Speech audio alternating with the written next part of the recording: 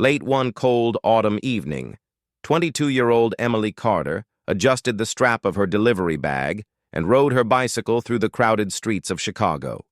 The wind was strong, and light rain fell from the dark sky, but Emily could not afford to stop working early.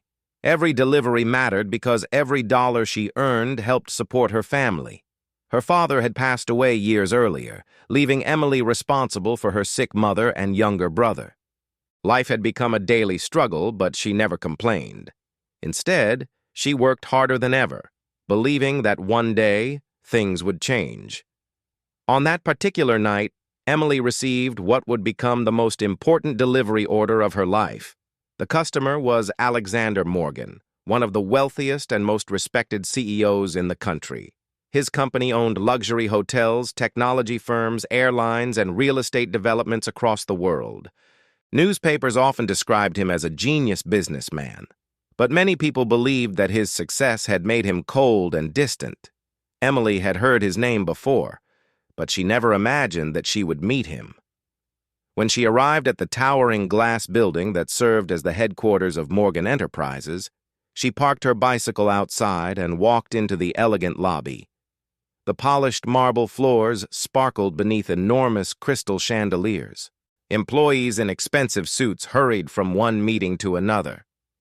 Emily suddenly became aware of her old shoes, her worn jacket, and the raindrops falling from her hair.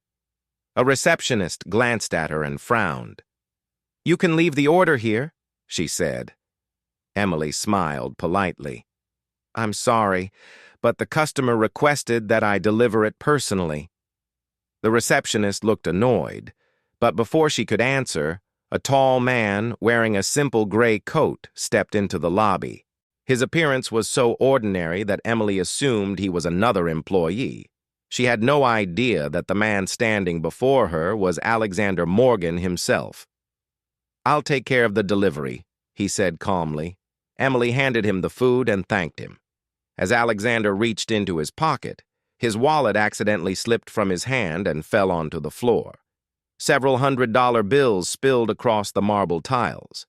Emily immediately bent down, collected the money, and handed the wallet back to him.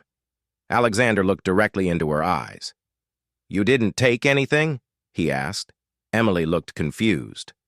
"Why would I?" she replied. "Because times are difficult." Emily smiled gently.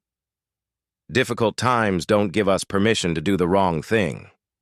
Alexander slowly nodded. Unknown to Emily, this had been no accident.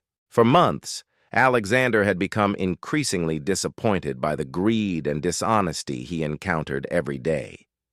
Even some of the people closest to him had betrayed his trust. Determined to find someone truly honest, he had decided to conduct a series of simple tests. Emily was the latest person he intended to observe. As she prepared to leave, Alexander spoke again. "Excuse me. Would you be willing to help me with another task? I'll pay you for your time." Emily hesitated for a moment before agreeing. Alexander explained that he needed a package delivered to an employee at another office across town. Since she needed the money, Emily accepted immediately. During the trip, Alexander asked questions about her life. Emily explained how she had left college to care for her family after her father's death. She described working long hours while saving every dollar she could. Yet despite all her difficulties, she spoke with optimism and gratitude. Alexander listened carefully. Most people he knew constantly complained, even though they possessed enormous wealth. Emily, on the other hand, had almost nothing, yet she remained positive and kind.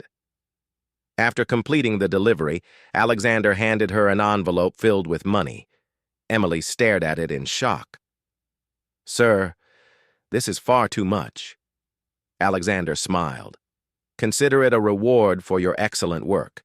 Emily accepted only part of the payment and returned the rest. Once again, Alexander found himself amazed by her honesty. The following morning, Emily received devastating news. The delivery company where she worked had gone out of business overnight. She suddenly found herself unemployed. Panic spread through her mind as she thought about her mother's medical bills and her brother's school expenses. For several days, she searched desperately for another job. Every company rejected her because she lacked qualifications and experience. Then one afternoon, she received an unexpected phone call inviting her to an interview at Morgan Enterprises. Emily could hardly believe it. She borrowed a jacket from a neighbor, prepared carefully, and arrived at the company headquarters. A secretary led her into a magnificent conference room overlooking the city skyline. As the door opened, Emily froze in astonishment. Alexander Morgan was sitting at the head of the table. "You?" she whispered. Alexander smiled warmly. "Please sit down, Emily." She slowly took a seat, still unable to understand what was happening. Alexander explained everything. He told her about the tests he had conducted and the qualities he had discovered within her. "I saw honesty, compassion, responsibility, and strength," he said. Emily shook her head in disbelief. "But I have no business experience." Alexander leaned forward. "Skills can be taught. Character cannot." He then offered her a position managing one of the company's charitable foundations. Tears filled Emily's eyes as she realized that her entire life was about to change. She accepted the position immediately and devoted herself completely to the work. Within a few months, she transformed the foundation into one of the most successful charitable organizations in the city. She created scholarship programs for students, provided financial assistance to struggling families, and established shelters for homeless individuals. Employees throughout the company admired her dedication and integrity. Gradually, Emily's own life also improved.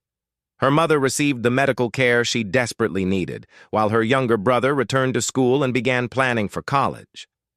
One evening, Alexander invited Emily to the rooftop garden of the company headquarters. The city lights sparkled beneath the night sky as a cool breeze drifted through the air. Alexander smiled as they looked across the skyline. "Do you know what I learned from all of this?" he asked. Emily shook her head. "I discovered that wealth doesn't make people valuable. Their choices do." Emily smiled. "And I learned that kindness can change a person's life." Alexander laughed softly. "Actually, you changed mine as well." Word of their remarkable story soon spread throughout the city. Newspapers described how a billionaire CEO had tested an ordinary delivery girl and discovered extraordinary courage and honesty.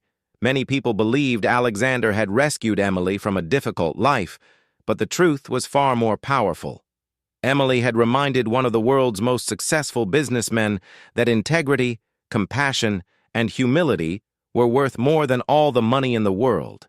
From that day forward, Alexander never forgot the lesson he had learned. Sometimes the most valuable treasures are found not in grand offices or expensive homes, but in the hearts of ordinary people who choose to do the right thing, even when nobody is watching.